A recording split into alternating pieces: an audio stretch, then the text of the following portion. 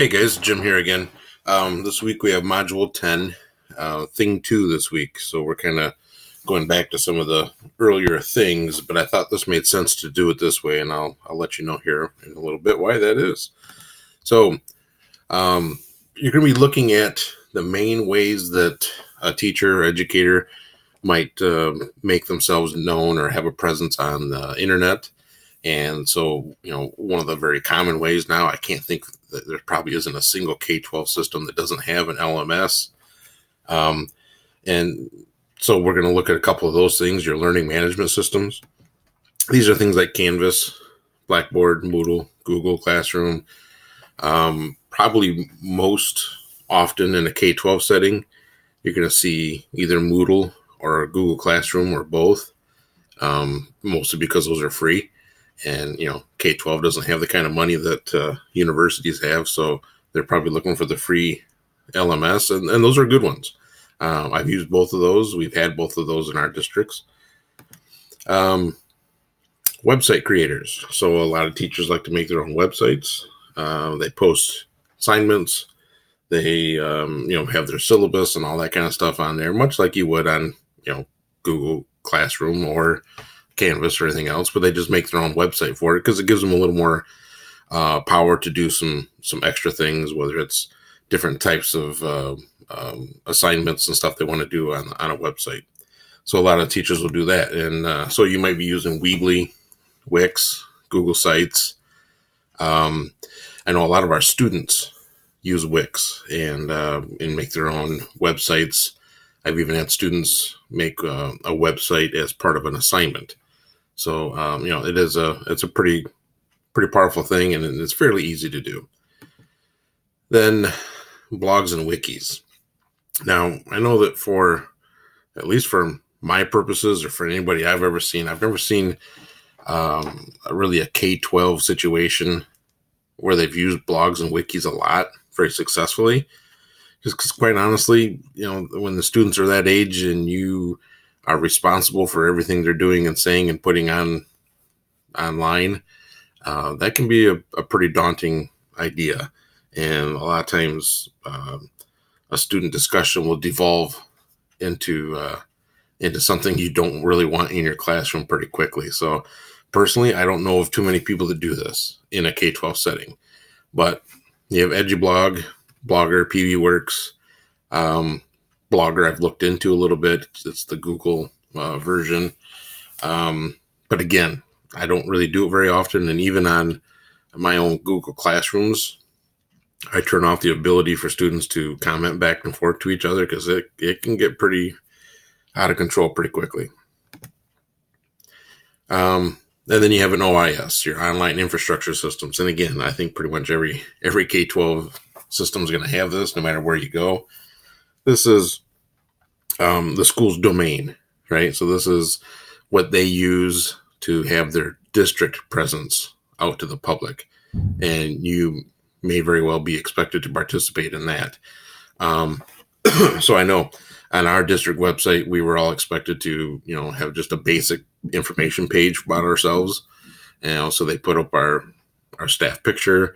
We're supposed to tell a little bit about ourselves and our classes and things like that.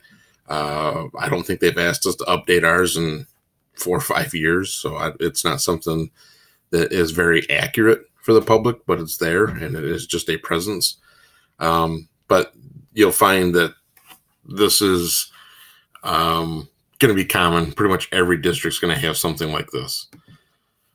So the issue is for you to become comfortable with any and all of these things, because your district might use one of them, 2 of them, 3 of them, whatever it might be. But they're all going to have their own method of operation. So when you go to your new district, whether you're talking about student teaching or your first job, you're going to have to just figure out what they want you to do and comply with that. So be flexible. If it'd be great if you are comfortable with all these, so that, if they say, oh yeah, well, we need you to use an LMS, or we have everything go through our district system or whatever it is, that you're not completely left out in the cold and you know what's going on. One of the issues that we had, I know, as a district, And I think I've told you guys before that I've been on the district tech committee since it was formed, 15 years ago. We had a problem with what I kind of call tech noise, where at the beginning, everybody, every teacher, every administrator sort of had their own idea of what it should look like. And so you had teachers who had 2-3 different places for students to go to get information, to get their homework assignments, to find their grades, to see all this kind of stuff. And eventually we said, no, look, wait a minute, we all need to narrow this down to a precious few.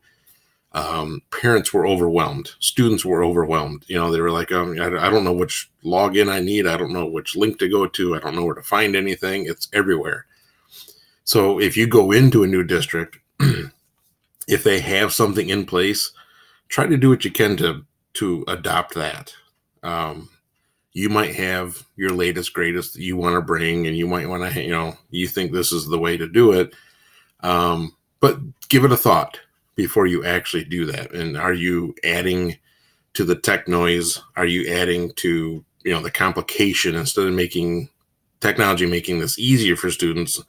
Is it really just kind of making it more complicated? So think about those things when you go into your new districts. So your assignment this week, you are going to create a web presence. And you could do it on a web page. You could do it through making your own Google Classroom. You could do several different ways. But the assignment was for 4 pages.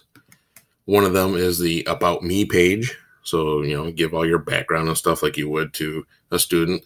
And again, this is something you're going to need to do when you go someplace anyway. So, we get this done and then you've got it. Of course, you'll have to update it like you would a resume, but, you've got something basic done.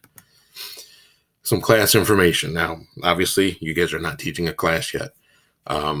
Here's some time to have some creativity. What is your dream class? You've gotten to the point that you are getting close to student teaching. So you've got to understand, my dream class would be, 10th grade history, or it would be, 6th grade math, or whatever it is, and then make your class up about that. So yeah, obviously it doesn't have to be super detailed. Because you're not teaching it yet, but what would that class look like? What would it be? What do you think you would cover? That kind of stuff. Have a place for homework and assignments to go. So again, if you set up like a Google Classroom or something like that, that's kind of already existing. So that's a pretty easy part of it. Perhaps put in some fake ones or something like that they could put, that I could see what it might look like. And then some resources. One of the reasons why I waited later to do this, even though it's thing 2, is because like in the last couple of weeks, we've found some good resources that you possibly like.